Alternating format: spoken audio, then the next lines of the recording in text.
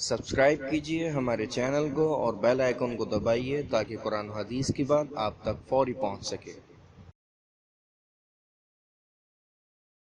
صفا اور مروہ کے درمیان سعی۔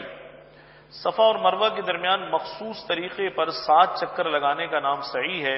اس کا طریقہ یہ ہے کہ جس طواف کے بعد سعی ہو تو طواف سے فارغ ہو کر حجر اسود کا استلام کرے، جیسا کہ طواف میں کیا جاتا ہے۔ اس کے بعد باب الصفا سے مسجد سے باہر نکلے اور صفا پر جائے۔ صفا کے قریب پہنچ کر یہ پڑھے ابدأ بما بدأ اللہ بہ ان الصفا والمروۃ من شعائر اللہ۔ اس کے معنی یہ ہے کہ میں بھی وہیں سے شروع کرتا ہوں جہاں سے اللہ نے شروع کیا ہے۔ اللہ نے قرآن مجید میں پہلے صفا کا ذکر کیا ہے، ان الصفا والمروہ، مروہ کا بعد میں کیا ہے، تو ہم بھی سعی شروع کرتے ہیں پہلے صفا سے پھر مروہ کی طرف جاتے اور صفا پر چڑھے، پھر بیت اللہ کی طرف منہ کر کے کھڑا ہو اور بیت اللہ پر نظر رہے اور ہاتھ اٹھا کر دعا کرے، پھر عام رفتار سے ذکر کرتے ہوئے اور دعا مانگتے ہوئے مروہ کی طرف چلے۔ جب سبز میل 6 ہاتھ کے فاصلے پر رہ جائے، سبز میل سے مراد وہ جگہ ہے جہاں پر حضرت ہاجرہ نے دوڑ لگائی تھی۔ یہ صفا اور مروہ کے درمیان ہے۔ آج کل اس کی پہچان کے طور پر سبز لائٹیں لگا دی ہیں۔ پہلے کسی زمانے میں سبز میل پلر وغیرہ بنے ہوئے تھے سبز رنگ کے، اس سے لوگ پہچانتے تھے۔ اب چھت میں لائٹیں لگائی ہیں سبز رنگ کی، جس سے دور سے پتہ چل جاتا ہے وہ جگہ آ گئی ہے۔ تو دوڑ کر چلے مگر درمیانی رفتار سے دوڑے۔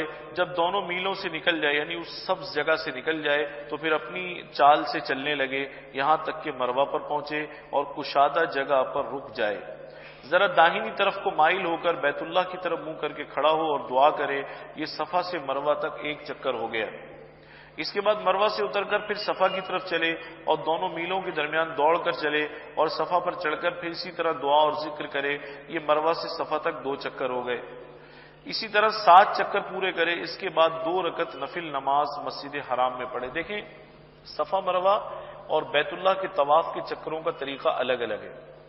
بیت اللہ کے طواف کا طریقہ جہاں سے شروع ہوگا وہیں ختم ہوگا، لیکن صفا مروہ میں ایسا نہیں ہے۔ صفا سے شروع ہوگا مروہ پہ ختم ہو جائے گا، یعنی ایک سائیڈ کا طواف ہے، 1 سائیڈ ہی ہے۔ یہاں سے گئے وہاں تک 1 چکر ہو گیا، وہاں سے واپس آئے تو دوسرا ہو گیا۔ بعض لوگ یہ سمجھتے ہیں جیسے طواف ہوتا ہے ایسے صفا مروہ کا چکر بھی ہوتا ہے، تو وہ صفا سے شروع کرتے ہیں اور صفا پر ختم کرتے ہیں، اور یہ بہت طویل ہو جاتا ہے۔ جو گئے ہیں وہ جانتے ہیں کہ صفا مروہ کا جو چکر ہے یہ بہت طویل ہے۔ اگر صفا سے شروع کریں اور واپس صفا پر ختم کریں تو یہ 7 چکر نہیں ہوں گے، 14 چکر ہو جائیں گے۔ یہ بہت زیادہ ہے، تو ذہن میں رکھنا چاہیے طواف کے چکر کا طریقہ الگ ہے اور صفا مروہ کے چکروں کا طریقہ الگ ہے۔ مسئلہ ہمارے نزدیک سعی واجب ہے حج میں۔ طواف کے بعد متصل کرنا سنت ہے، فوراً کرنا واجب نہیں۔ اگر کسی عذر یا تھکان کی وجہ سے فوراً طواف کے بعد نہ کر سکے تو مضائقہ نہیں، بلا عذر تاخیر مکروہ ہے۔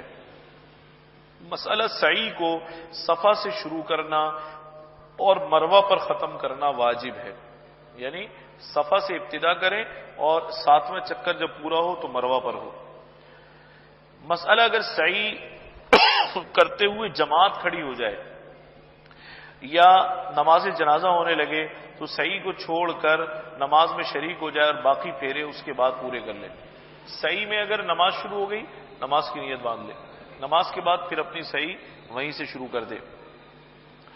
مسئلہ سعی کے لیے جنابت اور حیض سے پاک ہونا شرط و واجب نہیں ہے بلکہ مستحب ہے، خواہ حج کی سعی ہو یا عمرے کی۔ یعنی اگر کوئی پاک نہیں ہے یا وضو نہیں ہے یا ویسے ناپاک ہے، سعی کر لی تو ہو جائے گی، کرنی نہیں چاہیے۔ یہ مطلب نہیں ہے کہ کرنے کی اجازت ہے، یہ بتا رہے ہیں کہ اگر کر لی تو ہو گئی۔ اچھا، اس کی وجہ کیا ہے؟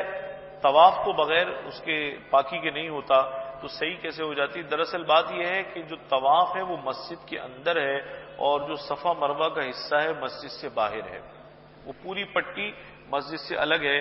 تو وہ آپ جب وہاں جائیں گے آپ دیکھیں گے کہ وہ واقعتاً صرف صفا سے تو ملی ہوئی ہے، باقی جو پورا کا پورا حصہ ہے وہ ایک الگ گلی بنی ہوئی ہے، الگ ایریا بنا ہوا ہے، وہ مسجد حرام میں شامل نہیں ہے۔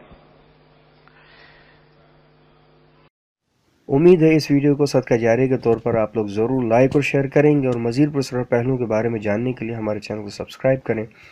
یا کچھ پوچھنا یا جاننا ہو یا کوئی مشورہ ہو ہمیں ضرور کمنٹس کریں یا ای میل کریں۔ انشاءاللہ پھر ملاقات ہوگی۔ السلام علیکم ورحمۃ اللہ وبرکاتہ۔